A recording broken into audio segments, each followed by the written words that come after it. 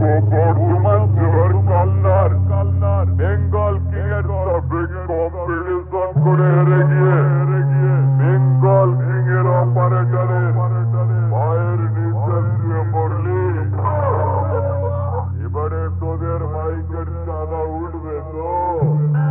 বলিস শোন, আজ পুরা বিড়ি দিচ্ছে, টানতে টানতে সোজা বাড়ি চলে যা। পাড়ায় গিয়ে ওদের মাইকের চাঁদা তুলবি।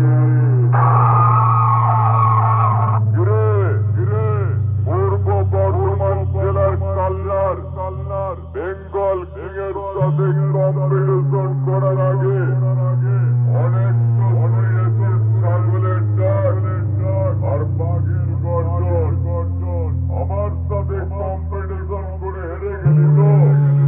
এবার তোকে জনগণ চার কাজে চলে করবে পানা পুকুরে বিসর্জন।